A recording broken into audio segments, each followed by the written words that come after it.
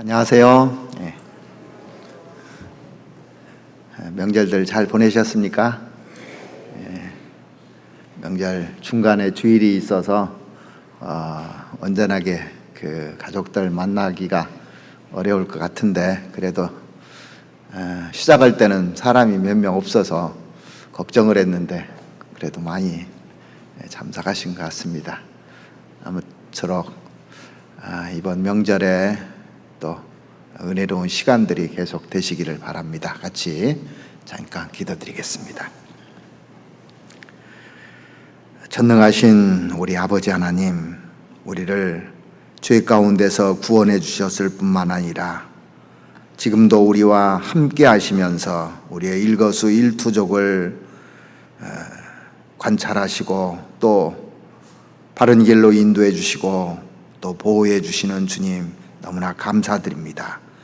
이번 추석 명절을 맞이해서 우리 형제자매님들 가족들을 만나고 또 복음을 전할 수 있는 기회가 주어져서 말씀을 전하고 있습니다. 주님께서 우리 가족들 다 한 사람씩 하나님 품으로 돌아올 수 있도록 하나님 도와주시옵소서. 우리에게 허락된 시간이 정말 얼마 남지 않은 이 마지막 시대에 사랑하는 가족들이 하루빨리 주님 품으로 돌아와서 주님께 영광 돌릴 수 있도록 하나님 도와주시옵기를 바랍니다. 하나님께서 우리에게 날마다 은혜로 채워주시옵고 늘 사랑으로 감싸주시는 주님, 우리가 나머지 생을 주님의 은혜에 보답하는 생이 될 수 있도록 주님 도와주시옵소서. 오늘 우리에게 또 필요한 말씀으로 채워주셔서 은혜로운 시간이 될 수 있도록 주님 도와주시옵소서. 시종을 주님께 의지하며 우리를 사랑하시는 우리 구주 예수 그리스도 이름으로 기도드렸습니다. 아멘. 성경 민수기 5장을 찾으시겠습니다.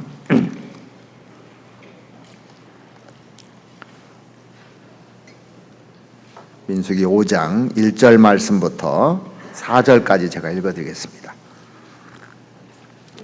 민수기 5장 1절 말씀부터 4절까지 보시겠습니다. 여호와께서 모세에게 일러 가라사대 이스라엘 자손에게 명하여 모든 문둥병 환자와 유출병이 있는 자와 죽음으로 부정케 된 자를 다 진 밖으로 내어 보내되 물은 남녀하고 다 진 밖으로 내어 보내어 그들로 진을 더럽히게 말라. 내가 그 진 가운데 거하느니라 하시매 이스라엘 자손이 그같이 행하여 그들을 진 밖으로 내어 보내었으니 곧 여호와께서 모세에게 이르신 대로 이스라엘 자손이 행하였더라. 이 구약성경 레위기나 이 민수기를 읽어보면 거기에 그 정결 예법에 대해서 많이 나와 있습니다. 이 정결 예법의 중요한 그 기초 중에 그 하나의 그 속성이 있다면은 하나님은 정결하시다, 하나님은 거룩하시다는 말을 계속 반복하고 있습니다. 그래서 거룩이라는 말을 제일 많이 기록된 성경이 아마 레위기일 겁니다.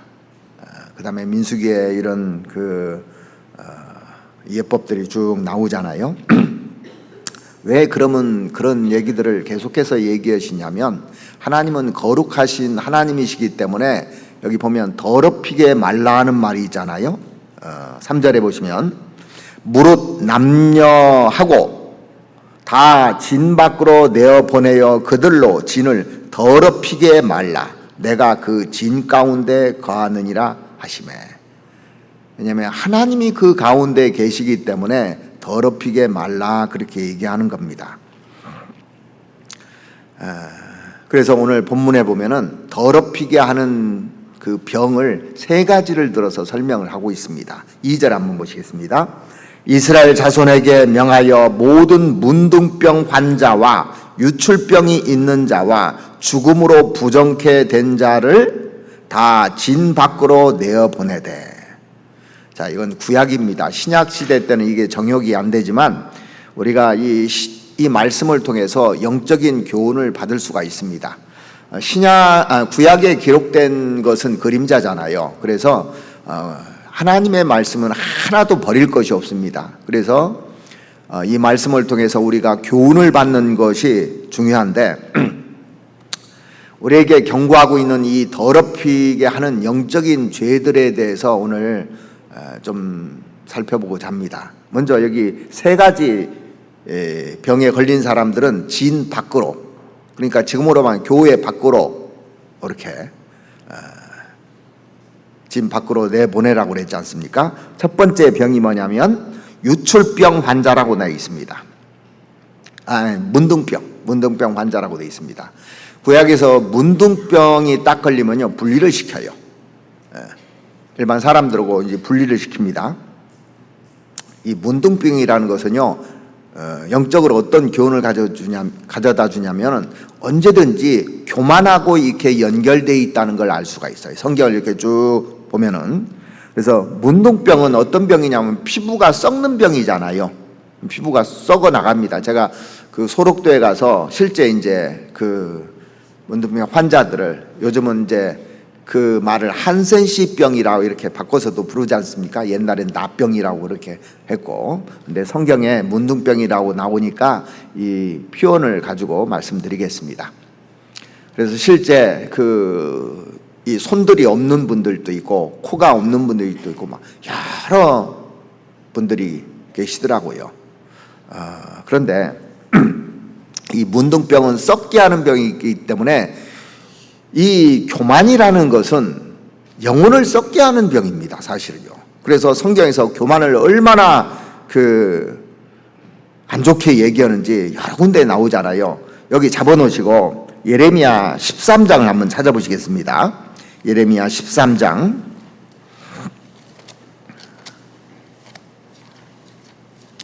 예레미야 13장 9절 말씀을 찾아보시겠습니다.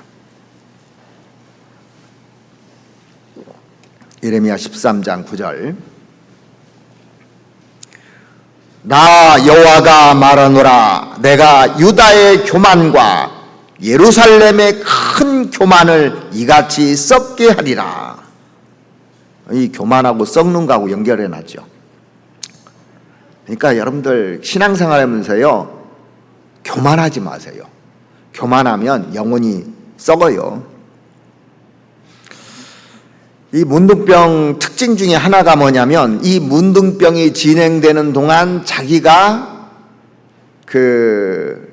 이 문둥병이 진행돼가잖아요. 인식을 못한다는 거예요. 이 손이 떨어져 나가도요 모른다는 겁니다. 이게 살점이 다 썩어 나가도 모른다는 겁니다. 어느 날 보니까 다 떨어져 나가고 썩어버린 거예요. 어느 날 보니까. 그러니까 교만이라는 병이 어떠냐면 어느 날 보니까 그 증상이 와 있는 겁니다. 잘 몰라요. 처음에는 자기가, 자 보세요, 여러분들이 나 그렇게 교만하다 이런 사람 있습니까 없습니까? 별로 그렇게 생각을 안 씁니다. 그런데 시간이 지나면서 어느 날 보면 내 영혼이 썩어 있다는 걸 알 수가 있어요. 한 부분이요. 그러니까 문둥병 걸리면 다 썩는 것이 아니라 부분 다 떨어져 나가요. 구약 인물 중에 전지하신 하나님을 가장 닮은 여인이 누군 줄 아십니까? 진짜 믿을라. 미리암. 이 미리암 이렇게 쭉 보면은 어려서부터요 그 모세의 누나잖아요. 어려서부터 모세의 후견인처럼 이렇게 모세를 돌봐주고 모세를 이렇게 잘 모세가 될 수 있도록 만들었던 사람 중에 한 사람이 미리암이라고 할 수가 있습니다. 모세가 태어났을 때 이제 아이들을 다 죽이는 그런 사건이 벌어졌지 않습니까? 그때 갈대 그 상자에다 이제 더 이상 키울 수가 없으니까 갈대 상자에다가 그 아이를 모세를 넣어서 강가에다 이렇게 쭉 놓게 되잖아요. 그런데 자기 동생이 어떻게 되는가를 보기 위해서 떠내려가는 것을 쭉 따라간 겁니다. 그런데 바로의 공주가 이렇게 나왔다가 이 갈대 상자를 열어봐요. 그러면 딱 열어보니까 아이입니다. 보통 그 히브리 아이는 재수없다고 그냥 죽였을 겁니다. 그런데 하나님께서 바로의 그 공주 이 마음에 하나님이 마음에 모성애를 심어놨는지 불쌍하게 보이게끔 만들었던 것 같아요. 그래서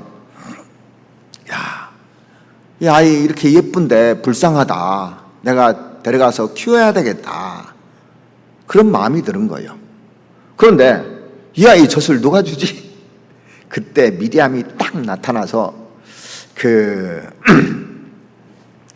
제가 이 아이 유모를 한번 알아볼까요?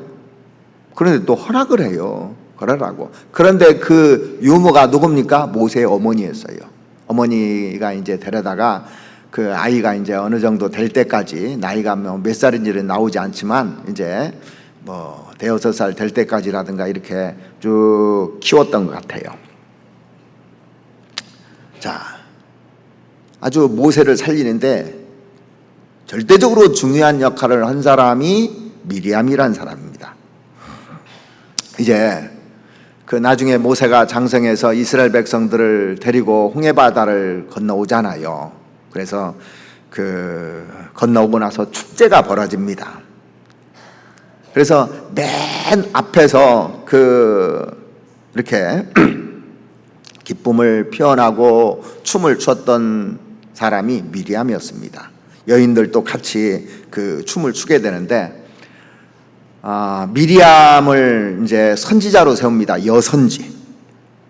대단하잖아요, 미리암이. 그런데 모세의 아내가 죽고 재혼을 할 필요성을 느껴서 이제 모세가 구스 여인을 데리고 와요. 그런데 미리암이 화를 냅니다. 뭐 자기하고 의논 안 해서 그런지는 몰라도, 그래서 모세를 비방하고 또 불평하고 하기 시작합니다. 그러니까 하나님이 모세를 세웠는데 자기가 영향력이 좀 있다고, 그동안 모세에게 영향력이 있고 하다 그래서 비난하고 하니까 모세가 지도자로 이제 인도하는데 흠집이 날 거 아닙니까? 가장 가까운 사람이 비난을 해버리니까. 이런 광경을 보고 제일 화내신 분이 누구냐면 하나님이셔요. 하나님이 모세를 세웠거든요. 그런데 계속 비난하니까 내가 세운 종인데 나에게 반역한다고? 이런 마음을 하나님이 가질 수 있지 않습니까? 그래서 하나님께서 미리암에게 내리신 병이 뭐냐면 문둥병이라는 거 아시죠? 교만병이 문둥병과 그래서 연결되어 있는 겁니다. 그래서 성경에 보면 교만했을 때 꼭 문둥병이 걸리더라니까, 이게요. 여러분들이 구약에 잘 아시는 우시양 왕 아시죠? 다윗처럼, 솔로몬처럼 아주 탁월한 리더십을 발휘해서 유다 왕국을 번영케 한 왕 중에 한 사람이 우시야라는 왕입니다. 그런데 우시야가 말년에 교만해지게 돼요. 제사장이 해야 될 일을 자기가 할 수 있는 것처럼 그 선을 딱 넘어가 버립니다. 사무엘이 제사 지내야 되는데 자기가 그 선을 넘어가서 나중에 왕에서 떨어지듯이 이 우시야라는 왕이 능력도 있고 탁월한 왕인데 하나님이 정해놓은 경계선을 넘어가게 돼요. 왜 넘어갔을까요? 교만해서 그래요. 교만이라는 것은 하나님이 정해놓은 선을 넘어가는 게 교만입니다, 이게요. 그래서 하나님이 요시야를 징계해버렸는데 그때 걸린 병이 문둥병이었어요. 그래서 죽기까지 별도의 궁전, 버려진 궁전에서 죽을 때까지 이렇게 살다가 왕들이 묻히는 곳에 묻히지 못하고 그 옆에 묻힌 거예요, 또요.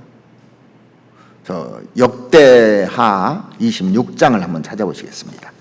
역대하 26장.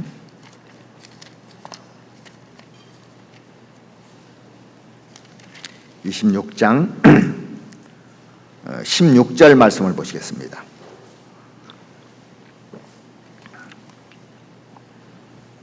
역대하 26장 16절. 저가 장성하여 짐에 그 마음이 교만하여 악을 행하여 그 하나님 여호와께 범죄하되 곧 여호와의 전에 들어가서 향단에 분향하려 한지라. 향단에 분향하는 일은 제사장의 사명입니다. 그걸 왕이 하고자 한 거예요. 그래서 이 성경에 기록하기를 저가 뭐라고 되어 있냐면 강성하여 짐에 그랬습니다. 사람이 조금 더 그 강성해지고 안다고 생각했을 때 그 마음이 교만하여 그래서요. 그래서 우리가요, 교회 생활을 좀 오래 한다든가 신앙에 좀 그 연조가 되고 한 사람은 정말 조심해야 되는 것이 뭐냐면은 교만이라는 거예요. 선을 넘는 겁니다. 선을. 왕년에는 이랬는데 내 때는 이랬는데 이래가면서 선을 넘는 게 문제인 겁니다. 23절을 보시면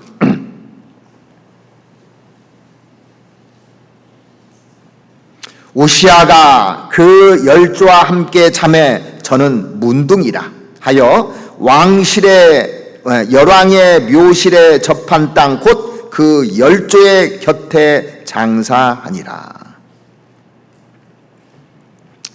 마음속에 이 분향을 할 때요, 뭐 분향하는 거 뭐 대단한 거라고 제사장만 하라는 법이 있나?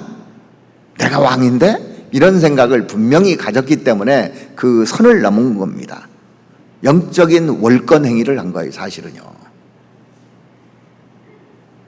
그래서 자기 선을 넘어가지고 말년에 정말 그 비극을 초래했지 않습니까? 그래서 신앙생활하면서 말년이 잘 되려면 교만하면 안 돼요. 끝까지 정말 겸손한 마음으로 처음 시작할 때 마음 그대로 가는 것이 중요한 겁니다. 처음 먹은 마음, 내가 주님을 사랑하고 형제자매들이 천사처럼 보이고 또 교회를 사랑하고 하는 마음, 주장하려는 마음이 아니고. 성경에 보면 하나님께서 가장 싫어하시는 그 죄가 교만죄라고 이렇게 나와요. 우리가 전도 집회 때 가끔 이 사람 마음속에 있는 것을 짐승으로 비교할 때 첫 번째 나오는 것이 뭐예요? 공작이잖아요, 공작. 누가 그 그림을 그렸는지 모르겠는데 사람에게 7가지 가증한 것이 있다고 하는데 첫 번째가 공작을 들어서 설명해 놨더라고요. 교만이 일본어로 무서운 죄단 얘기예요, 사실은요. 그러니까 교만한 사람이 구원받기 힘들잖아요.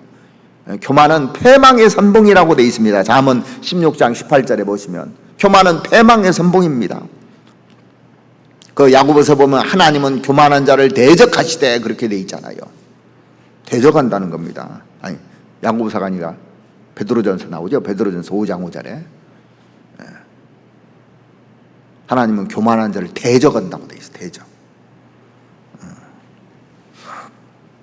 그러니까 교만하면 자기 위치를 이탈합니다. 그래서 미리암이 자기 할 일까지 해야 되는데 이제 자기가 사람들이 여선지자하고 또 높여주니까 이제 그 선을 쭉 넘어간 겁니다. 자, 그러니까 자기 자리가 있는데 모세를 하나님이 세웠는데 모세를 비방하고 비판하고 이게 바로 교만이거든요. 내 판단에는 오류가 없다고 착각하는 것, 이게 교만인 거예요, 사실은요. 나는 절대적으로 맞고 다른 사람은 말을 무시하는 거. 항상 내가 틀릴 수 있다는 걸 가져야 되는 겁니다. 내가 절대적이라는 게 아닌 겁니다. 성경에 비춰서 성경에 정한 길, 그 길이 있거든요. 아브라함이 걸어갔던 길, 다윗이 걸어갔던 길, 근데 가인의 길도 있고 여로보암의 길도 있고 길들이 틀립니다. 가는 길이요. 그러니까 그 미리암 마음속에도 나하고 상의 않고 결혼을 해? 나하고 의논도 안 해? 이런 마음이 있었던 것 같아요. 그러니까 결국에는 모세에 대한 지도력을 비방하고 비판하고, 근데 다행히도 이 미리암이 나중에 회개하잖아요. 그리고 모세를 위해서 기도합니다. 하나님이 마침내 이 미리암을 회복시켜 주십니다. 그래서 우리가 그 더럽히게 하는 죄 중에 가장 첫 번째로 뭘 들었냐면 문둥병을 들은 겁니다. 문둥병. 교만하고 연결되어 있는 겁니다. 그래서 교만은 내 영혼을 썩게 하는 병이라는 것을 늘 생각하고 주님 오시는 그날까지 가장 관리를 잘 해야 될 것이 이 교만이라는 거예요. 그리고 또 한 가지, 두 번째, 자신을 거룩하기 위해서 조심해야 될 그 두 번째가 뭐냐면 유출병이 나옵니다. 유출병은 우리 몸 안에서 피나 고름 같은 것이 이렇게 흘러나오는 그런 병이거든요. 이것은 영적으로 무엇을 말하느냐면 은밀한 죄를 말합니다. 은밀히 흘러나와 이게요. 사람을 더럽게 하는 것은 성경에 보면은요, 그 밖에서 안으로 들어가는 것이 더럽게 하는 것이 아니라 안에서 나오는 것이 사람을 더럽게 하나니 그렇게 돼 있지 않습니까? 그래서 안에서 나오는 것이 이 죄가 조금씩 이제 흘러나오는 겁니다. 우리 마음속에 죄가 어떻게 만들어지는 줄 아십니까? 한마디로 말하면 우리 마음을 관리하지 못하면 이 마음은요, 성경에 보니까 죄를 만들어내는 공장이더라고, 공장. 왜? 이 속에 죄가 가득가득합니다. 자, 땅 속에 석유가 있으면 파면 뭐가 나와요? 석유가 계속 나오는 거예요, 파면은요. 그러니까 우리 건드리면요, 이 속에서 죄가 나와요. 이 공장입니다, 공장. 그래서 무릇 지킬 만한 것보다 더욱 내 마음을 지키라, 그렇게 돼 있어요. 잠언 4장에 보면. 그걸 잘 관리해야 되는 겁니다. 그래서 신앙생활 하면서 마음 관리하는 것이 진짜 중요한 겁니다.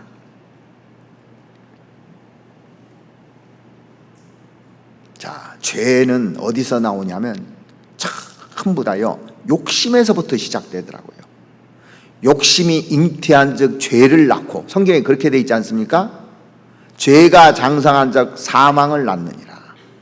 그러니까 욕심에서 시작되는 거예요. 근데 인간이 욕심이 없을 수 있습니까? 누구나 다 욕심이 있습니다.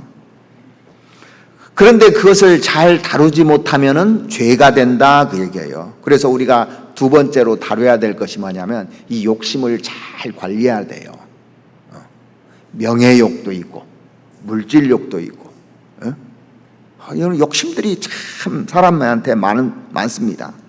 자, 욕심 그 자체는 죄가 아닙니다. 욕심이 없는 인간이 있는가 한번 보십시오. 없어요. 그런데 이 욕심을 잘 다루지 못했을 때 죄로 변하는 겁니다. 거룩한 욕심 필요하잖아요. 이렇게. 그래서 죄가 그 욕심에서 나와서 그것이 사망으로 끌고 가는 겁니다. 그러니까 욕심을 통제하지 못하면 죄가 계속 발동을 해요. 자, 우리 마음은 이 속에 죄가 있어요. 아담 이후로 죄인으로 태어나서 죄십니다. 근데 그것이 바깥으로 쭉 흘러나오는 병이 유출병이라는 겁니다. 유출병. 그러면 유출병을 관리해야 될 거 아닙니까? 이걸 관리해야 되잖아요. 욕심을 관리해야 되잖아요. 어떻게 이걸 관리할 수 있느냐? 성경에 보면 이렇게 되어 있습니다. 관리하는 방법도 다 나옵니다. 시편 119편 한번 찾아보시죠. 욕심을 관리하는 방법이 나오는데 시편 119편 9절 말씀을 보시겠습니다.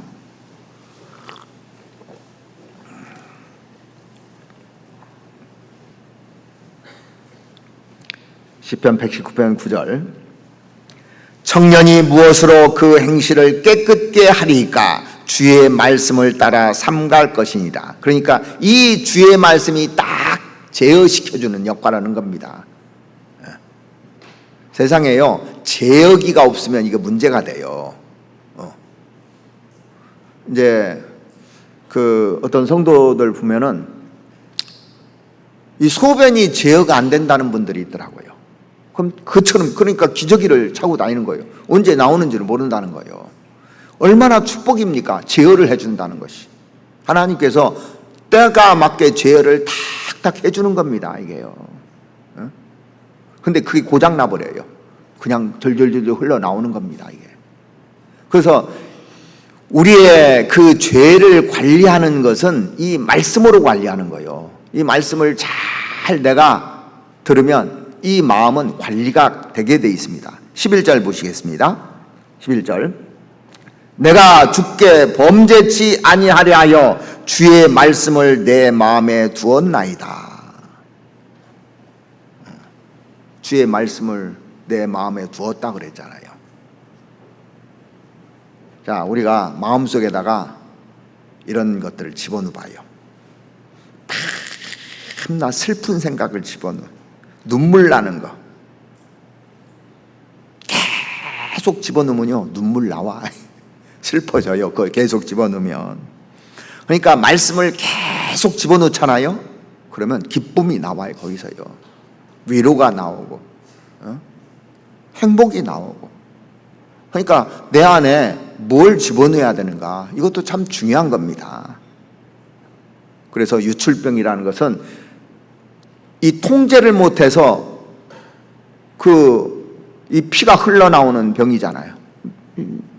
그러니까 12년 동안 그 유출병에 걸린 그 여인이 낫는 얘기 성경에서 보셨잖아요. 별 방법을 써도 안 되는 거예요. 자, 보세요. 세상에서 구원받지 않은 사람이 별 방법을 써도 이게 욕심이 잘 통제가 안 됩니다. 근데 구원받으면 그 명예욕이 통제가 되고 물질욕이 통제가 되고 이런 죄들이 자꾸 통제가 돼서 우리를 거룩하게 만드는 겁니다. 더럽히지 않게 만드는 겁니다. 그리고 또 한 가지, 더럽히게 하는 죄 중에 그 시체, 죽음과의 접촉, 이걸 언급해 놨습니다. 자, 죽음과 접촉하지 말라고 했습니다. 세상에 문화가 있어요. 이 문화. 근데 이 문화가 나를 살리는 문화입니까? 죽이는 문화입니까? 세상에 많은 그런 문화들이요, 나를 죽이는 겁니다. 또 죽은 신에게 복 달라고 비는 거, 우상숭배잖아요. 이게 우상숭배, 이게 죽음을 말하는 겁니다. 이거 접촉하지 말라는 거예요. 하나님은 살아계신 분입니다. 과거에도 살아계시고 현재도 살아계시고 영원토록 산 하나님을 의지해야 되는데, 죽은 문화라든지 죽은 신에게 의지하는 거, 이걸 죄라고 얘기하는 겁니다. 죽음의 반대가 뭡니까? 생명이잖아요. 예수님을 만난 순간 우리는 부활의 생명을 얻습니다. 그 전에는 전부 다 죽은 문화, 죽은 신에게 의지하면서 살다가 지옥 가는 거예요, 원래. 그런데 주님 만나서 새 생명 가운데서 살게 됐습니다. 그런데 그럼에도 불구하고 죽은 문화로 다시 돌아간다면, 죽은 신에게로 다시 돌아간다면 어떻게 되느냐? 우리가 부정케 되는 거예요, 이게. 그래서 시체 만지는 걸 부정하다고 한 거예요, 사실은요. 부정탄다고 그러죠, 부정탄다고. 옛날에 제사 지낼 때도 보면은 뭐 시체 보고 하고 하면 제사 못 지내게 했어요. 부정탄다고. 성경에서 나온 겁니다, 전부 다 이게. 그래서 이런 죄들은 지인 바깥에 내보내라고 그랬습니다. 그게 뭐냐면 세상과 구별하여서 살아야 된다는 겁니다. 교만, 그 다음에 죄, 흘러나오는 조그만 죄들, 욕심들, 이런 것들, 그 다음에 죽은 문화라든가 또는 시체라든가 우상숭배하는 거, 이런 거, 우상숭배하는 거, 이걸 구별시킨 겁니다. 그래서 그 제사장들은, 성막에서 이르는 제사장들은 구별된 사람들이잖아요. 제사장들은 구별된 무리입니다. 이스라엘 지파 중에서 특별히 구별을 해버렸어요. 레위 지파들 구별했잖아요. 그래서 그 레위 제사장이 안 되더라도 구약시대 때 진짜 구별하고 싶은 사람들은 뭐냐면 나실인들. 이 사람들은 자기가 정해서 구별하는 겁니다. 어떤 사람이 나 1년 동안 나실인 생활을 하겠다, 2년 하겠다, 평생을 하겠다. 이 삼손 같은 사람 나실이잖아요. 구별해서 살겠다, 그런 뜻입니다. 그래서 구원받은 사람들은 구별해서 사는 사람들입니다. 거기하고 세상과 구별된 사람들입니다. 그래서 예수님께서 세상 떠나시기 전에 마지막으로 기도하시면서 우리에게 부탁하신 것이 무엇인 줄 아십니까? 요한복음 17장 한번 찾아보시겠습니다.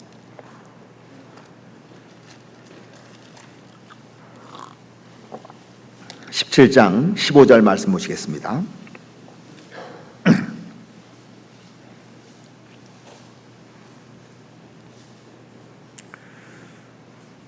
15절, 내가 비옵는 것은 저희를 세상에서 데려가시기를 위함이 아니요 오직 악에 빠지지 않게 보존하시기를 위함이니이다. 내가 세상에 속하지 아니함 같이 저희도 세상에 속하지 아니하였삼나이다.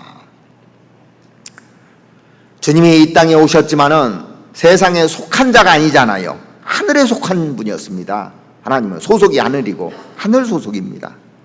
마찬가지로 주님을 따르는 우리도 지금 세상에 살고 있지만 세상에 속한 자가 아닙니다. 우리의 시민권은 하늘에 있는지라 그랬습니다. 그래서 따라서 세상에 빠지지 말아야 돼요. 이 속에서 허우적대지 말아야 되는 겁니다. 다른 말로 말하면 거룩하게 구별되어서 살아야 된다는 겁니다. 근데 세상은요, 끊임없이 우리를 더럽히게 만들려고 계속 그 죽은 문화를 우리 속에 집어넣으려고 하는 겁니다. 그래서 이 그 죽음을 가까이 하지 말라는 것은 이 우상 숭배를 얘기하는 거거든요. 죽은 것, 죽게 하는 것, 죽은 신, 우상 숭배잖아요. 명절이 되면 이제 우리가 죽은 것에다 숭배하는 것. 자, 부모님도요, 살아있을 때 공경하라고 그랬어요. 살아있을 때. 인간으로서 가장 첫 번째 계명이 부모를 공경하라는 거잖아요. 살아있을 때. 그래서 이 우상의 본질에 대해서 성경에 뭐라고 하는지 한번 잠깐 보시죠. 시편 115편 한번 보시겠습니다. 우상의 본질이 여기 나옵니다.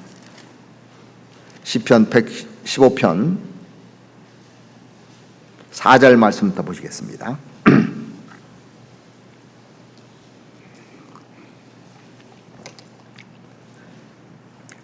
저희 우상은 은과 금이요 사람의 수공물이라. 입이 있어도 말하지 못하며 눈이 있어도 보지 못하며 귀가 있어도 듣지 못하며 코가 있어도 맞지 못하며 손이 있어도 만지지 못하며 발이 있어도 걷지 못하며 목구멍으로 소리도 못하느니라. 우상을 만드는 자와 그것을 의지하는 자가 다 그와 같으리로다. 자, 우상은 죽은 것이라는 것을 분명히 얘기하고 있습니다. 그런데 많은 사람들이 죽은 우상을 숭배하고 있잖아요. 그리고 그걸 따르잖아요. 그래서 이 우상들 보면은 사람이 만든 수공물이라고 되어 있습니다. 그래서 입이 있어도 말 못하고, 귀가 있어도 듣지 못하고, 눈이 있어도 보지 못하고, 발이 있어도 걷지 못하고, 아무것도 못하는, 그런데 왜 의지하느냐? 그것을 만드는 자와 그것을 의지하는 자가 똑같다는 얘기입니다. 이사야서 44장 말씀 한 군데 더 보시겠습니다. 이사야서 44장 9절 말씀 보시겠습니다.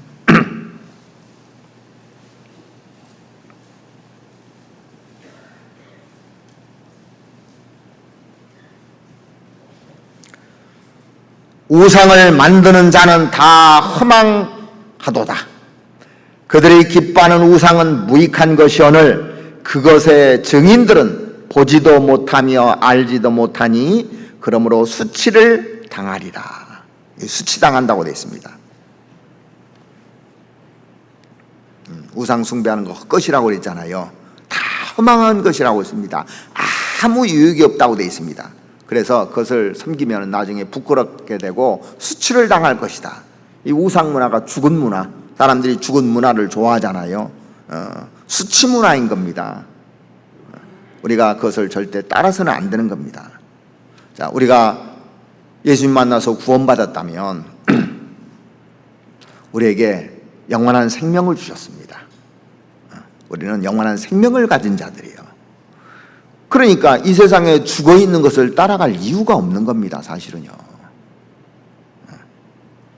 사도 요한이 그 요한일서를 이렇게 쭉 통해서 준 가장 큰 교훈이 뭔지 아십니까?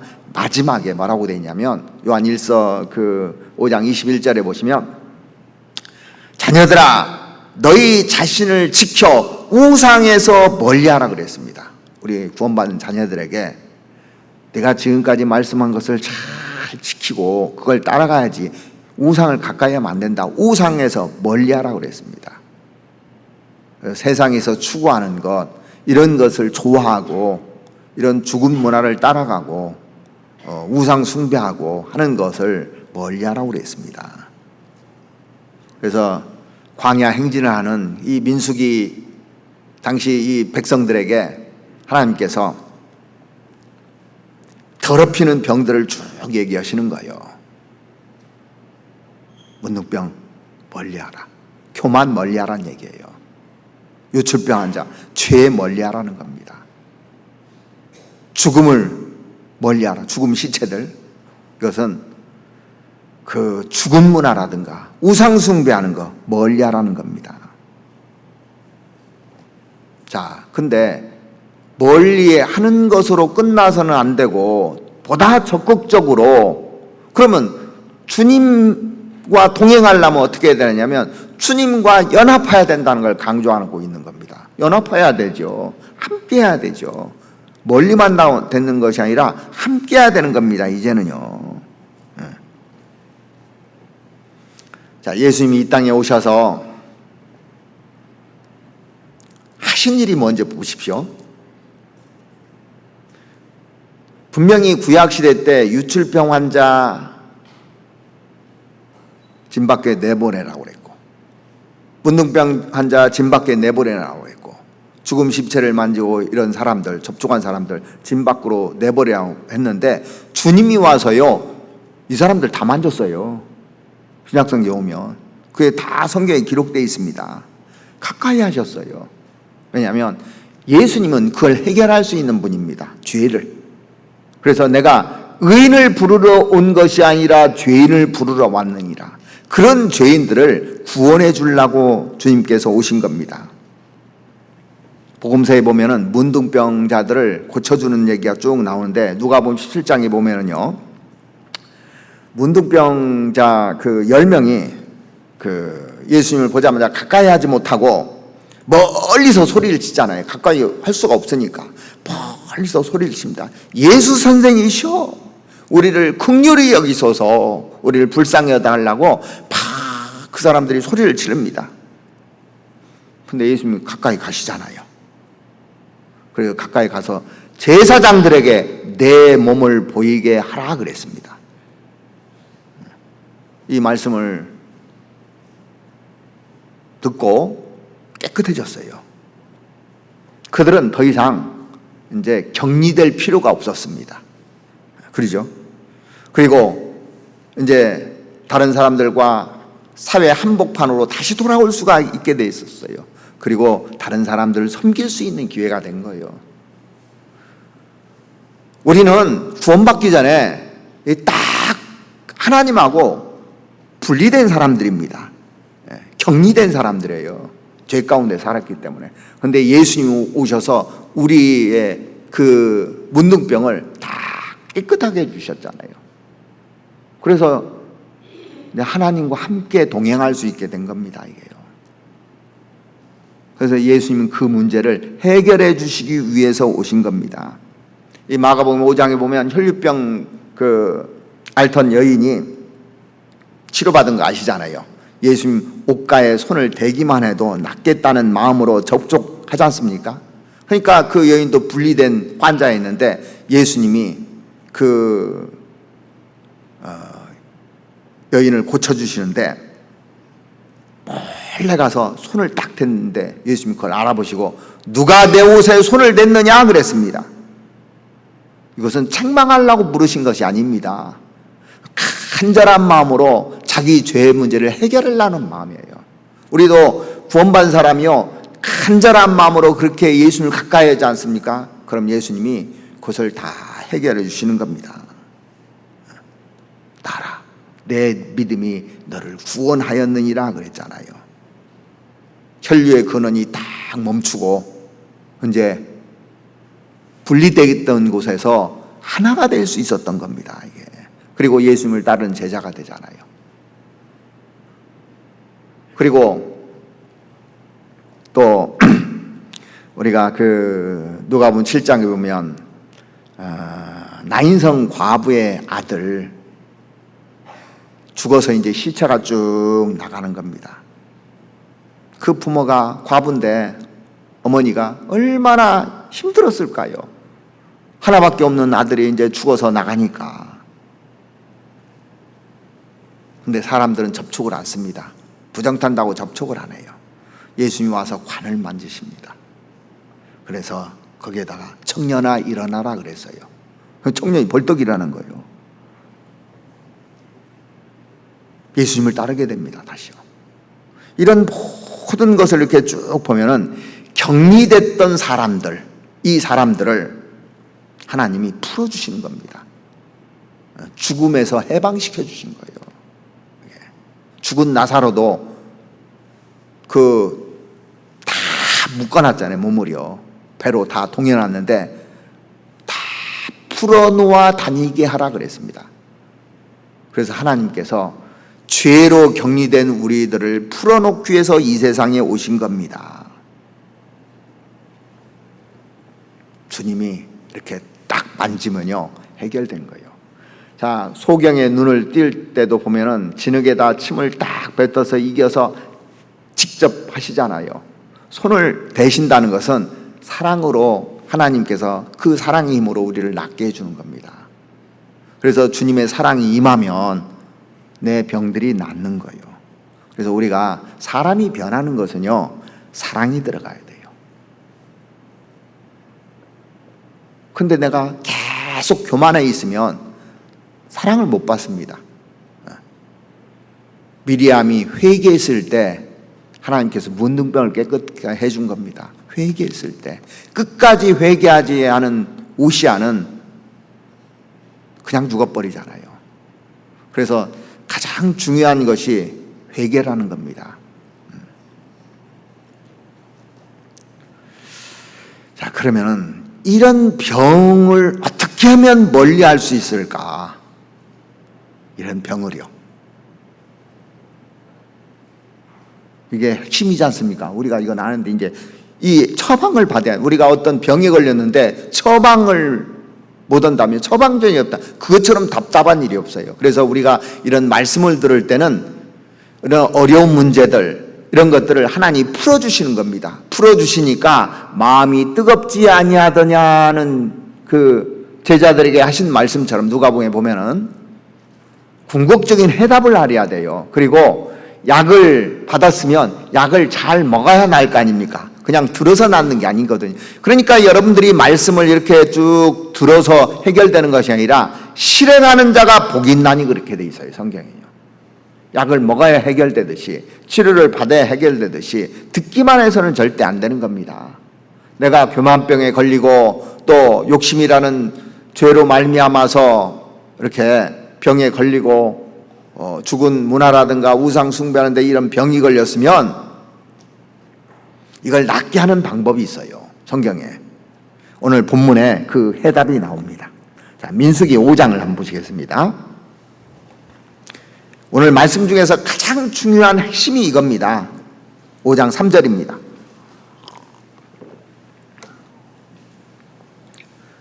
물은 남녀하고 다 진 밖으로 내어 보내어 그들로 진을 더럽히게 말라.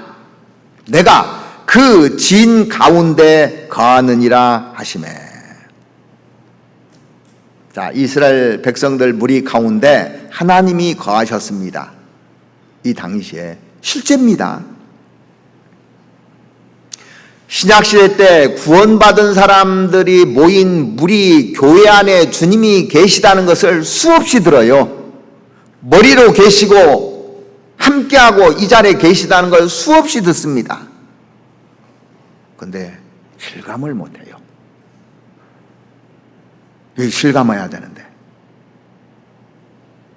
주님 멀리 떠나 계십니까? 그렇지 않아요. 지금 이 자리에 함께 계시는 겁니다. 우리가 기도할 때 그때도 주님이 그 기도를 들으신다고 되어 있어요. 그래서 우리를 구원해 주신 주님이 우리 무리 가운데 거하신다는 것만 확실히 깨달으면 사람은 죄를 지을 수가 없습니다. 사실은요. 근데 그게 희미해져 있어요. 구약시대만 함께하는 것이 아니라 지금도 함께하고 계셔요. 신약시대 성경에 어떻게 나오는지 고린도후서 6장을 한번 찾아보시겠습니다. 고린도후서 6장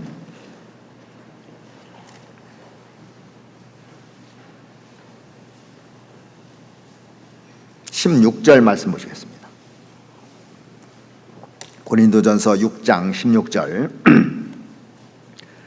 하나님의 성전과 우상이 어찌 일치가 되리요?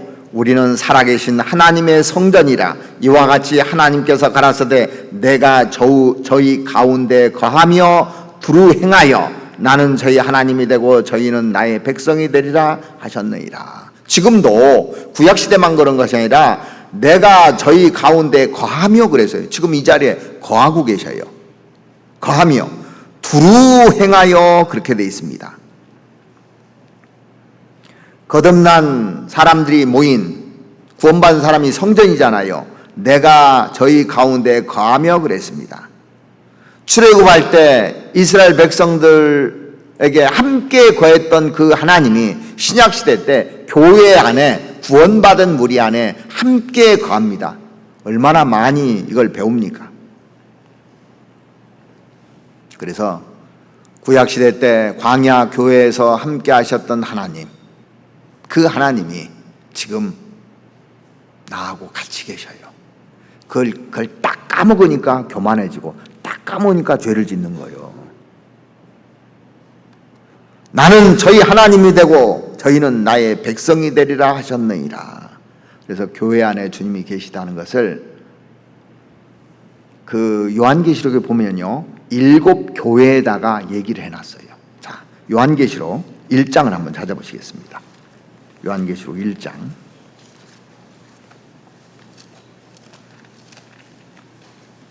20절 말씀 보시겠습니다.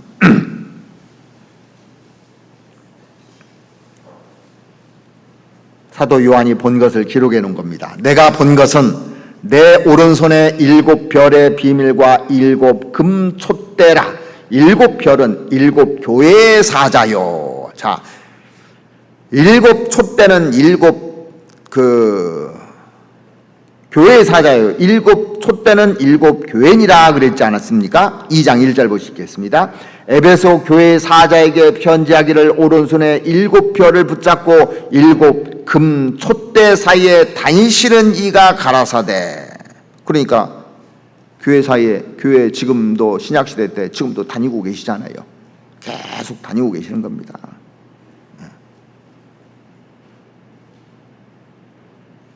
그래서 실제요 구약시대 때 교만병에 걸린 사람, 유출병, 문둥병에 걸린 사람 있잖아요. 드러나잖아요. 문둥병 드러나잖아요. 드러나면 내 찜 밖으로 내보내버리는 겁니다. 그 다음에 이렇게 유출병에서 드러난 사람, 드러나기 전까지는 가만히 있어요. 하나님께서요. 지금도 마찬가지로 교회 안에서 드러나기 전까지는 가만히 참고 계십니다. 딱 드러나면요, 뽑아버리는 거예요. 드러나기 전에 관리하라는 겁니다. 말씀으로. 그래서 계속 말씀을 주시는 겁니다. 이게요. 구약시대 때 색점이 드러나면 이 돌들도 빼내버리라고 했잖아요. 드러날 때 빼내는 겁니다. 그러니까 교회 안에 이렇게 붙어 있는 것이요, 진짜 복인 겁니다.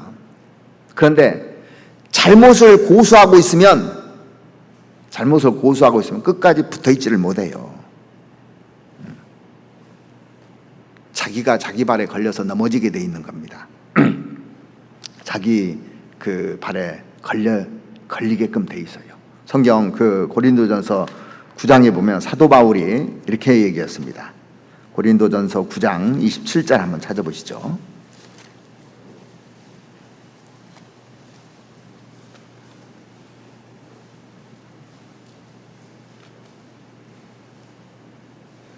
내가 내 몸을 쳐 복종하게 함은 내가 남에게 전파한 후에 자기가 도리어 버림이 될까 두려함이로라. 그 사도 바울은 평생 동안 자기를 쳐서 복종했다고 하는데 고린도전서 15장에 보면 나는 날마다 죽노라고 그랬잖아요. 날마다 자기를 쳐서 복종시킨 거예요. 그 위대한 사도 바울이요. 이게 올라올까 봐. 그래서 내가 남에게 전파한 후에 내가 복음도 전하고 다른 사람을 위해서 살았는데 자기가 도리어 버림이 될까 두려함이로다. 언제 내가 교만병에 넘어갈지 모르는 거예요. 사람은요. 그래서 신앙생활에서 가장 중요한 것이 조심하고 또 조심하고 조심조심, 말조심, 행동조심, 조심하는 게 최고더라니까요. 제일 교만해질 수 있는 사람이, 높이 올라간 사람이 제일 교만해질 수 있는 거예요. 올라갈수록 말을 안 들어요. 자, 애가 나이가 먹으면 먹을수록 말을 잘 안 들잖아. 그죠? 요즘은 옛날에는 미운 7살이라고 하는데 지금은 좀 더 내려갔다면서 이게요. 말을 안 들어. 나이가 먹으면 점점 먹으면 말을 안 들어. 그러니까 신앙생활도 오래 한 사람이 말을 안 듣는 거예요. 사실은요. 잘 들어야 되는데도. 그래서 이 다윗은 왕이 됐는데도 얼마나 말을 잘 듣습니까? 하나님 말을. 왜? 자기가 어린아이라고 생각하는, 첫때는 어린아이라고 생각하는 거예요. 이게 중요한 겁니다. 사실은요. 신앙생활을 해보니까 가장 중요한 것이 뭘 내가 막 엄청나를 하고 내가 큰일을 하고 하는 게 중요한 것이 아니라 이게 중요하구나. 그래 하나님께서 나를 이뻐하는구나. 그러니까 우리 애들 보면 말 잘 듣는 애들 보면 이쁘죠? 근데 미운 짓 해봐요. 어른들 보고 인사도 않고 빡 하고 하면 이뻐할 수가 없잖아요. 근데 와서 인사도 잘하고 고분고분하고 하면 이뻐서 뭐라도 주고 싶고 막 이런 마음이 생기잖아요. 그러니까 애들 보면서요 진짜 교훈을 많이 받아요. 제가 저 애처럼 해야 되는데 내가 나는 높아지지 않았는가. 이 고린도 교회는 얼마나 높아져 있는 교회냐면 그 위대한 사도 바울을 사도가 아니니 먹기 위해서 하니 별 얘기를 다 한 겁니다. 사실은요. 그리고 심지어 이런 그 죄도 졌다고 고린도전서 5장 얘기하고 있잖아요. 고린도전서 5장 한번 찾아보시죠.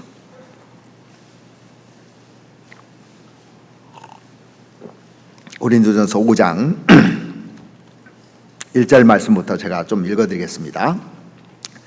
너희 중에 심지어 음행이 있다 함을 들으니 이런 음행은 이방인 중에라도 없는 것이라.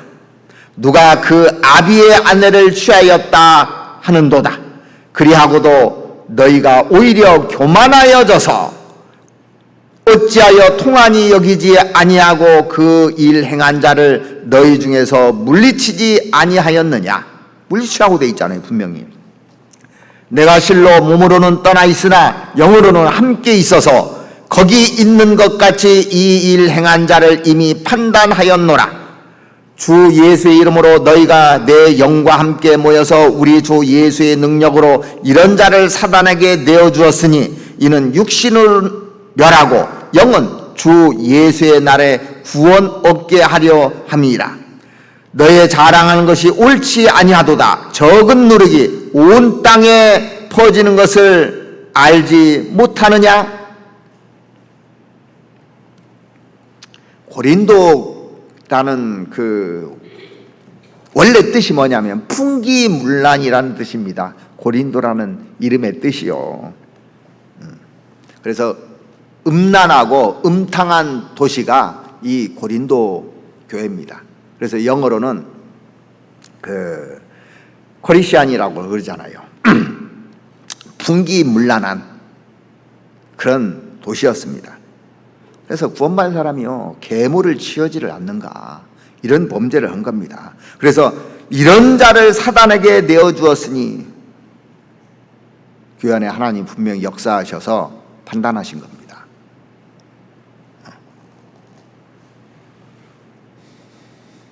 교회 밖에는 누가 역사합니까? 사단이 역사해요, 교회 밖에는.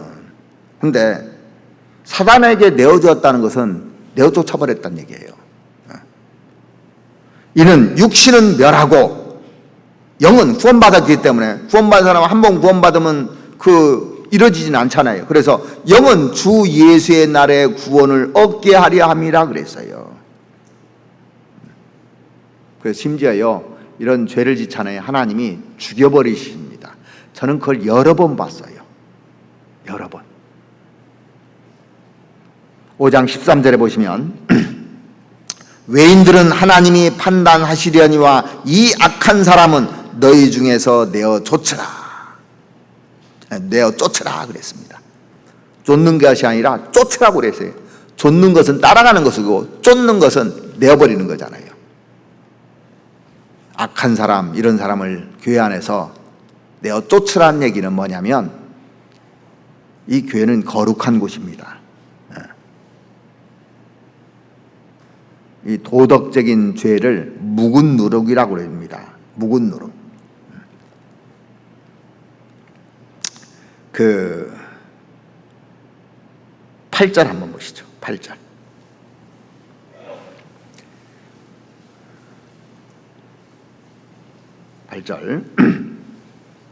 이러므로 우리가 명절을 지키되, 6월절 명절 이렇게 지키잖아요. 7절에 그 얘기가 나옵니다. 너희는 누룩 없는 자인데 새 덩어리가 되기 위하여 묵은 누룩을 내어버리라 그랬어요. 이 죄요, 묵은 누룩이. 우리의 6월절 양 곧 그리스도께서 희생이 되셨느니라. 이러므로 우리가 명절을 지키되 묵은 누룩도 말고 괴악하고 악독한 누룩도 말고 오직 순전함과 진실함의 누룩 없는 떡으로 하자. 그래서 누룩 없는 떡으로 하는 겁니다. 이 누룩이라는 것은 죄입니다. 누룩은 계속 번지잖아요. 아담 이래로 인간은 전부 다 묵은 누룩이 돼버렸어요. 그래서 아담이 범죄한 것이 계속 전해져서 우리에게까지 죄가 전파된 겁니다. 여기 보면 묵은 누룩이 있고, 그 다음에 괴악하고 악독한 누룩이 나옵니다. 이게. 자, 묵은 누룩이 무서울까요? 괴악하고 악독한 누룩이 무서울까요? 괴악하고 악독한 누룩이 훨씬 무서운 겁니다. 자, 묵은 누룩이라는 것은 도덕적인 죄를 말해요. 도덕적인 죄. 여기 그 고린도 교회에다가 이런 그 음행하는 거, 이런 것들이요, 이게 묵은 누룩이거든요. 그래서 이런 건 제해버리는 겁니다. 그러니까 교회 안에서도 심각한 죄가 있잖아요. 이런 죄가 들어오면 교회에서 당분간 징계를 내버려요. 조그만 죄가 있지만 이런 죄가 있으면.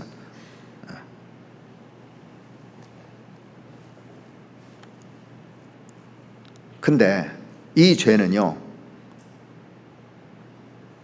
징계받고 이렇게 하면 돌이킵니다.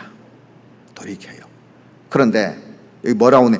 괴악하고 악독한 누룩. 이건 뭐냐면 잘못된 교리를 얘기하는 거예요. 제가 지금까지 보면 이 잘못된 교리에 딱 들어가면요, 잘못 돌아와요. 거의 돌아오지 못합니다. 참 희한합니다. 한번 딱 빠지면 잘 안 빠져나와요. 그래서 잘못된 교리나 이런 것들이 들으면 악한 창질이라고 성경에도 또 그렇게 그 표현도 해놨거든요. 악한 창질의 썩어짐 같은데 이렇게 표현을 해놨는데, 지독한 병이란 얘기예요. 아주 뽑아낼 수 없는 병이란 얘기입니다. 잘못된 교리가 들어오면. 자, 그런데 자기가요, 죄를 짓는데 한 번에 이렇게 드러난 것이 아닙니다. 이게 쌓인 거예요, 전부 다요. 계속 죄가 쌓였습니다. 몰래 죄 짓는 게 있어요. 그런데 주님이 기다려줍니다. 몰래 죄 질 때 기다려줘요. 계속 기다려줍니다. 잘못된 교리가 들어와도 기다려줘요, 하나님이요. 그러니까 묵은 누룩이 들어와서 도덕적인 죄가 지금 있는데 그것을 기다려줍니다. 그런데 이것을 다른 사람에게 딱 오염시키다든가 하면은 퍼지잖아요. 교리 같은 것도 잘못된 것을 가지고 있을 수 있어요. 다른 거 이상한 것을 보고 뭐 그런 사상을 들어가지고. 근데 이거를 자기만 가지고 있으면 놔둬요, 하나님이요. 근데 이걸 퍼뜨리잖아요. 그러면 하나님이 바로 징계해버립니다.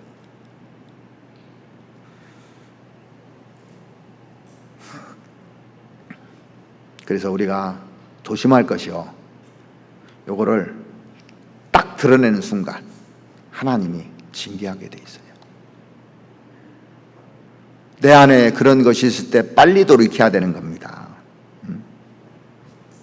하나님 모를 것 같죠? 하나님 모르는 게 하나도 없습니다. 사람과의 대화에서도 하나님 모를 것 같잖아요. 100% 아셔요. 모른다고 착각하는 게 이게 문제가 되는 겁니다. 그래서 성경에 전도서 10장에 보시면, 전도서 10장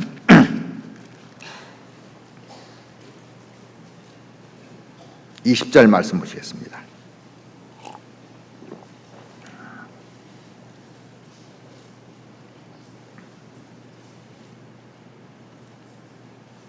심중에라도 왕을 저주하지 말며 침상에서라도 부자를 저주하지 말라.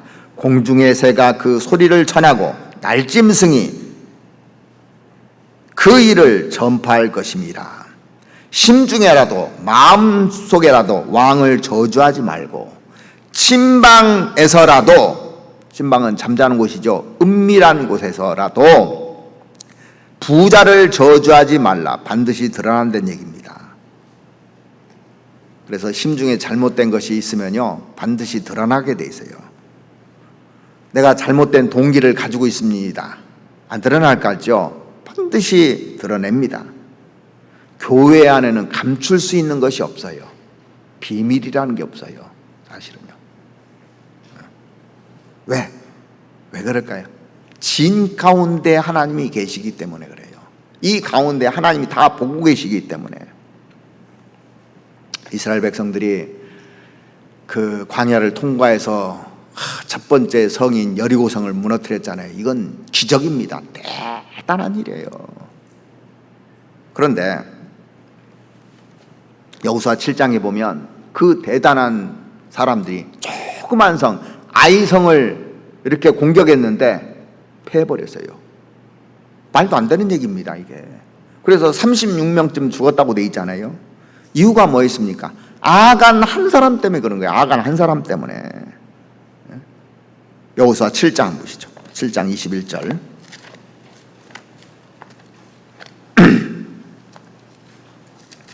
여호수아 7장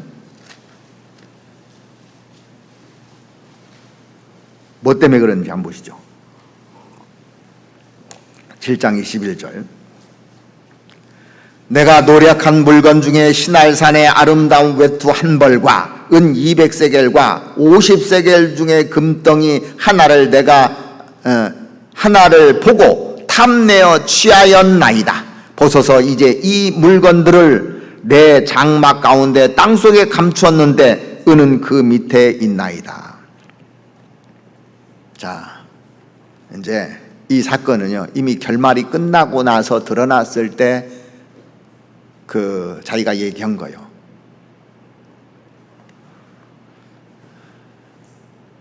이제 그 사람들을 모아놓고 누가 그랬느냐 자수하라고 기회를 줬어요. 분명히 여러 번 기회 줬습니다. 다 모아놓고 이제 지파별로 있지 않습니까? 그 중에서 12지파 중 유다 지파를 딱 세워놔서 이 중에 있다고 그랬어요. 이 중에 있다고. 그 다음에 그래도 안 나오니까 세라 족속을 딱 뽑았습니다. 이 중에 있다고 얘기했어요. 이 중에 있다고. 그 다음에 삽디가 뽑혔습니다. 그 중에 있다고. 자수하면 돼요. 그때도 회개하면 됩니다. 끝까지 버티다가요 아간이 딱 뽑혔어요. 그날 돌 맞아 죽었잖아요. 학교 다닐 때 그런 생각이 납니다. 누가 이제 물건을 잊어버렸다고 선생님한테 잃는 거예요. 그러니까 선생님이 자수하라고 눈 감고 손만 살짝 들라고 기회를 줍니다. 기회를 줘요. 근데 안 하니까 책상 위에 올라가라고 하더라고. 책상 위에 무릎 꿇고 다 책상 위에 올라가라고 기회를 줍니다. 지금도 안 늦었으니까 손만 살짝 들으라고. 그러면 내가 용서해 주겠다고. 선생님이 그러는 거예요.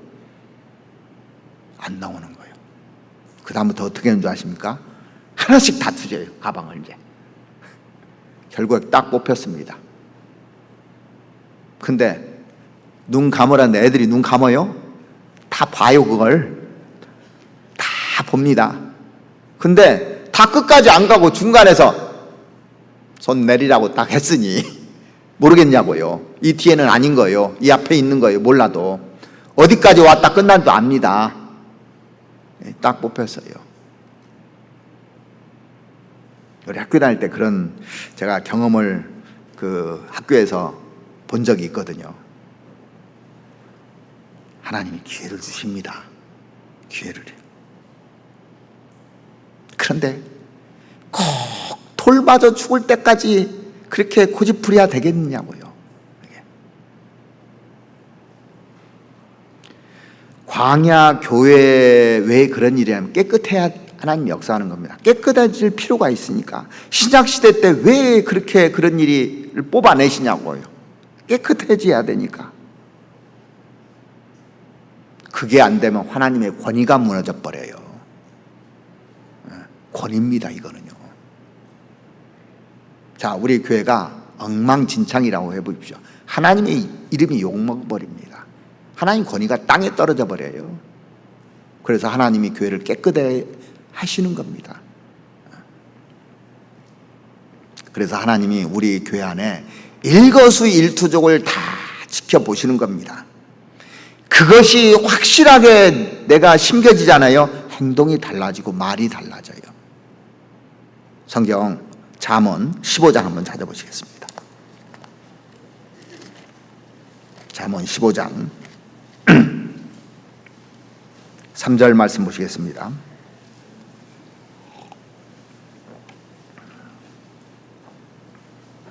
(3절) 같이 한번 읽어보시죠. 여호와의 눈은 어디서든지 악인과 선인을 감찰하시느니라. 자, 눈을 만드신 자가 보지 아니하시랴, 귀를 만드신 자가 듣지 아니하시랴. 시편에 있는 말씀처럼 여호와의 눈은 어디서든지 은밀한 곳이라든지 어디서든지 악인과 선인을 감찰하시느니라. 감찰한다는 것은요, 미치지 않는 곳이 하나도 없다는 얘기예요.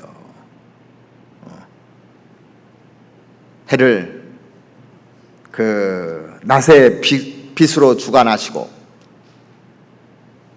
별과 달을 밤에 빛으로 규정하신 하나님, 땅을 만들어서 사람을 창조하게 하시고 진수로 만상을 펴신 하나님, 하나님이 만유보다 크신데 하나님이 우리 일거수일투족을 다 보시는 분입니다.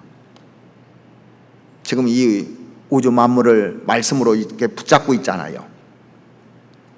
만물보다 먼저 계시고 만물을 이렇게 운행해 가시는 분이 하나님입니다. 그러니까 이 피조물은요, 하나님 손바닥 안에 딱 있는 겁니다. 우리 인간들은. 그래서 우리는 우리 자신들을 서로 볼 수가 없지만 하나님은 완벽하게 우리를 보시는 분입니다. 어디서든지 이것만 딱 깨달으면 우리가 거룩하게 살 수 있어요. 이것만 인식된다면. 그래서 하늘에 올라갈지라도 거기 계시며 바다 밑에 거할지라도 거기 계시고, 음부의 자리를 펼지라도 거기 계시고, 괴당 안에도 계시고 밖에도 계시고 나 혼자 있을 때도 계시고 항상 계셔서 나를 지켜보고 계시는 겁니다. 그래서 하늘의 별의 수요를 세신다고 그랬잖아요. 그 많은 별을, 바다 모래보다 많은 그 별을 다 세시고 계신다고 성경에 누누이 얘기를 하고 계십니다. 마귀들이 어떻게 행동하는 것도 다 보시고,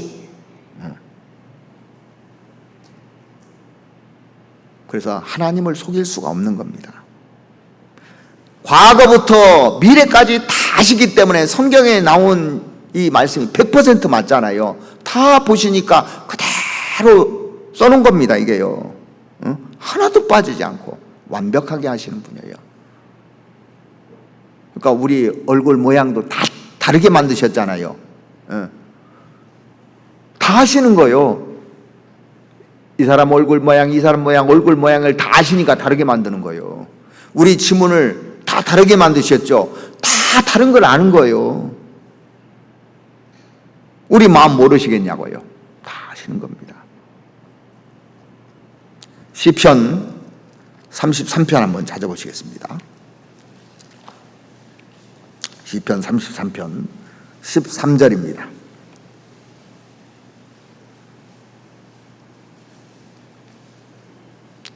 여호와께서 하늘에서 감찰하사 모든 인생을 보시며 곧 그 거하신 곳에서 세상의 모든 거민을 하감하시도다. 그러니까 하나님은 사람의 일생, 탄생부터 삶, 죽음 다 아십니다. 마음속의 비밀까지도 다 알고 계십니다. 완벽하게 알고 계셔요. 하나님은 전지전능한 하나님이십니다. 우리하고 차원이 틀린 분이에요. 다 아시는 겁니다.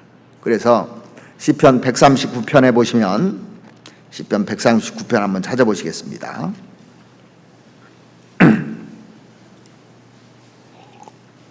1절부터 제가 읽어드리겠습니다.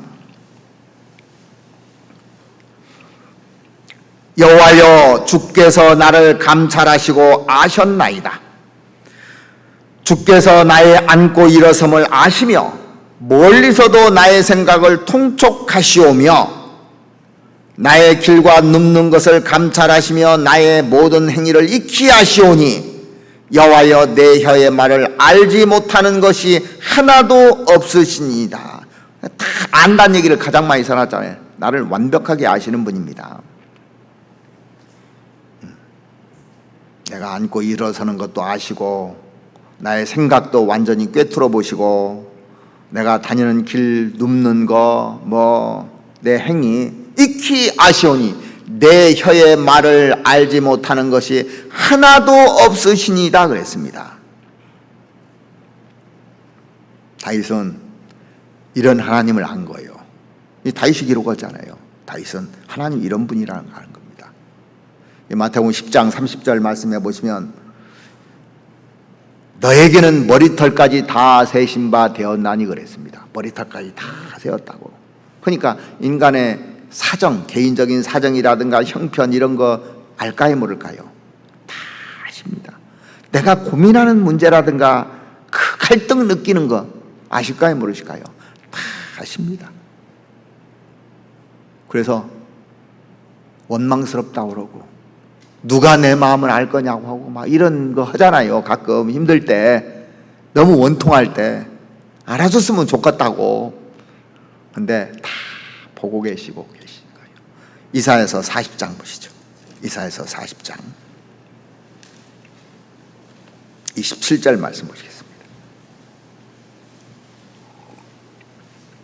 이사야서 40장 27절. 야곱아 내가 어찌하여 말하며 이스라엘아 내가 어찌하여 이르기를 내 사정은 여호와께 숨겨졌으며 원통한 것은 내 하나님께서 수리하심을 받지 못한다 하느냐. 너는 알지 못하였느냐 듣지 못하였느냐. 영원하신 하나님 여호와 땅끝까지 창조하신 자는 피곤치 아니하시며 곤비치 아니하시고 명철이 한이 없으시며. 내 사정은 하나님께 숨겨지고 원통한 것은 하나님께 고침을 받지 못한다. 이런 말 하면 안 된다 그 얘기예요. 이런 말 하지 말란 얘기입니다. 왜냐하면 너는 알지 못하였느냐 듣지 못하였느냐. 영원하신 하나님 여호와, 하나님은 영원하신 하나님이십니다. 그래서 우리 개인의 사정들을 완벽하게 아십니다. 인간은 아는 것이 많지 않지만 완벽하게 아셔요. 자 보세요. 성경을 이렇게 배워보면 하나님은 도시의 운명도 아시고 나라의 운명도 아시고 세계의 운명도 아시고 인류의 종말도 다 아시잖아요. 전부터 끝까지 다 아십니다. 하나님은 새로 알 필요가 없어요. 누구한테 배울 필요가 없는 분입니다.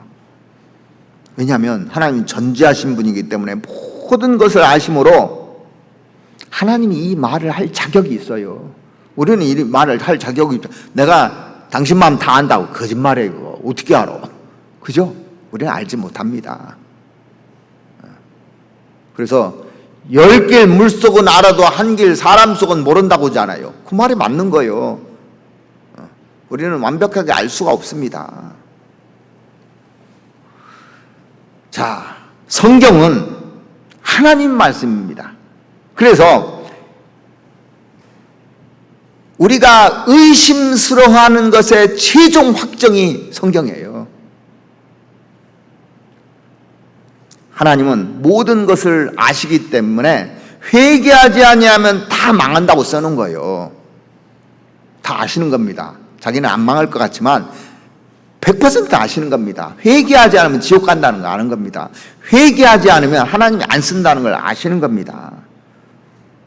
그래서 예수 그리스도 외에는 구원이 없다고 얘기하신 거예요. 다 아시기 때문에. 세상 많은 종교들은요 나를 따르라고 그러고 오히려 예수를 거기 한 귀퉁이에다 끼워 넣으려고 하는 겁니다. 다른 이로서는 구원을 얻을 자가 없나니 천하 인간에 다른 이름을 주신 적이 없다고 이렇게 최종 확정을 내렸다는 것은 다 아시기 때문에 최종 확정을 내린 겁니다. 이건 최종 확정이에요. 사실은요. 근데 사람들이 그 말을 무시해버리는 겁니다. 하나님은 분명히 아시기 때문에 선행으로는 구원받을 수 없다고 최종 확정하신 겁니다. 성경에다요. 선행으로 구원받는 게 아니다. 그럼 기준이 뭐냐?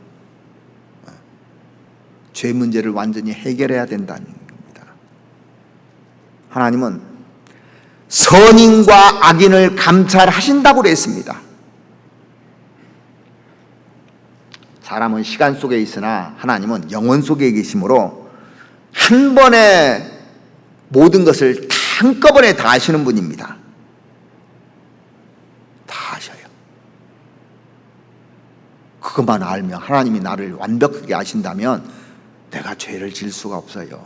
잠깐 동안 그걸 까먹을 때 죄 짓는 거예요. 하나님은 우리 마음의 동기도 다 아십니다. 어떤 동기로 지금 이렇게 했는지. 여호와의 눈은 어디서든지 선인과 악인과 선인을 감찰하시느니라 그랬잖아요. 누가복음 18장에 보시면 세리가 가슴을 치면서 기도한 거 그 마음을 아시는 거예요.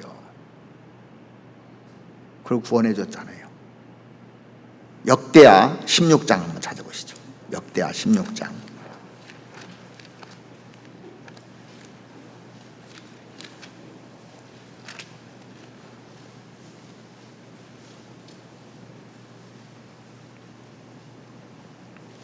역대하 16장 9절 말씀 보시겠습니다. 역대하 16장 9절. 여호와의 눈은 온 땅을 두루 감찰하사 전심으로 자기에게 향하는 자를 위하여 능력을 베푸시나. 애굽에서 이스라엘 백성들이 고역을 하고 있었잖아요. 정말 힘들게 그거 보고 부르짖었어요.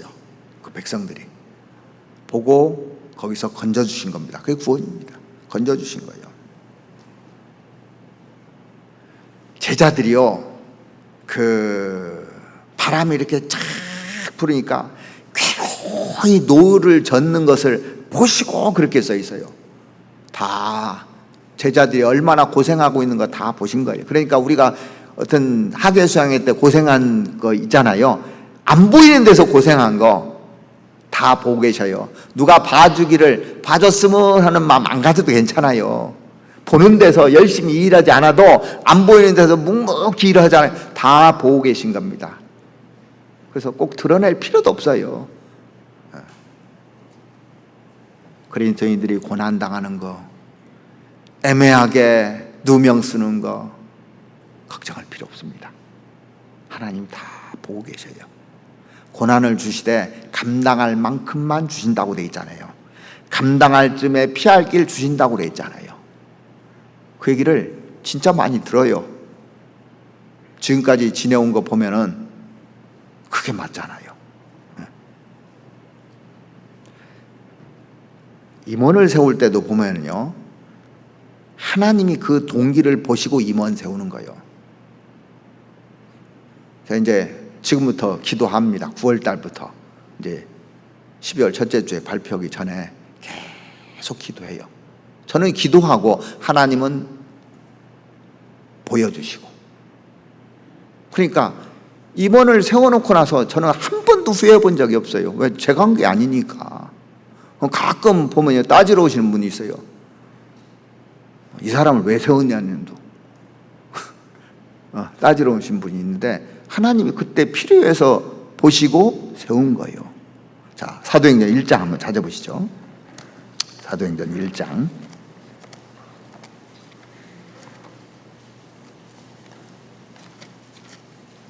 1장 24절 말씀 보시겠습니다.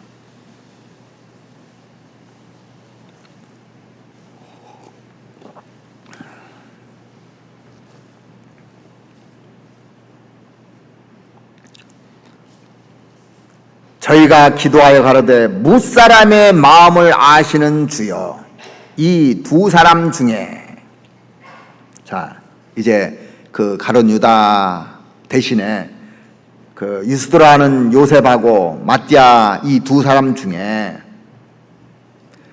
누가 주의 택하신 바 되어 봉사와 및 사도의 직무를 대신할 자를 보이시옵소서.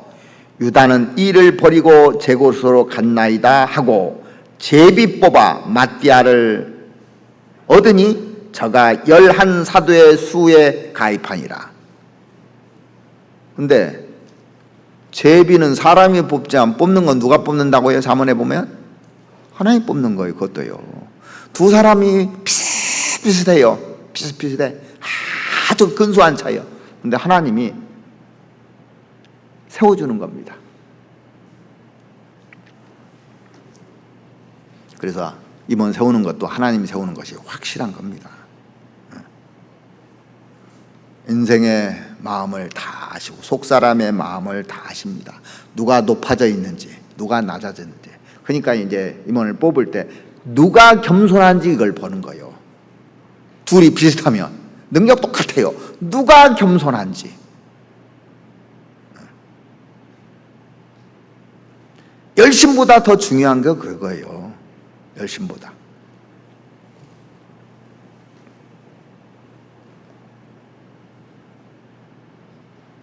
하나님은 사람의 마음을 다 아셔서 누가 옳게 하는지 그러게 하는지 바른 말을 하는지 아부성 말을 하는지 다 아십니다. 신앙의 동기를 아시고 비밀리에 죄 짓는 거 뭐 이런 거 다 아시는 하나님입니다.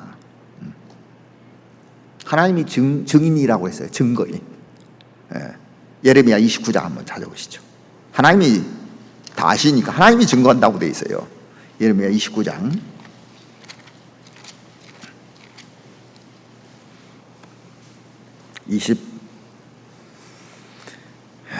29장 23절을 보시겠습니다. 29장 23절.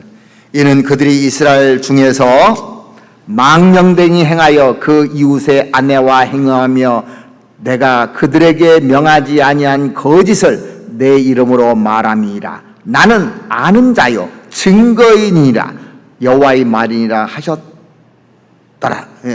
하셨다 하였더라. 여기 보면 나는 아는 자예요. 내가 알고 내가 증거한다는 얘기예요. 하나님 자신이. 그래서 만물보다 거짓되고 심히 부패한 것은 마음이라 그랬잖아요. 누가 능히 이를 알려마는 사람은요 잘 몰라요. 그런데 기도하면 하나님이 딱 정해줘요. 하나님이 정확합니다. 그래서 거기에 대해서 원망하거나 불만하거나 뭐 할 필요가 없어요. 하나님이 정확하게 카운트하는 겁니다. 주만 홀로 인생의 마음을 다 아심이니이다 그랬어요. 우리 사람은 모릅니다. 제가 사람 어떻게 판단해요? 어떻게 알아요? 몰라요. 무사람을 아시는 주여 이렇게 기도합니다. 저도 무사람을 아시는 주여. 내가 의심스러운데 확정은 누가 하냐면 하나님이 확정하시는 거예요. 그거를요. 지금도 모든 것을 보시고 모든 것을 아시는 하나님입니다. 그래서 주님 오실 때까지 우리가 영적으로 더럽게 하는 죄들,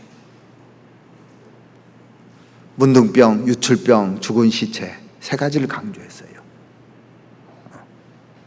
이것을 깨끗하게 하는 비결은 말씀입니다. 그리고 우리 가운데 주님이 계시다는 것을 알고 나를 완벽히 아신다는 것을 우리가 알 때 우리는 거룩하게 살 수 있는 거예요.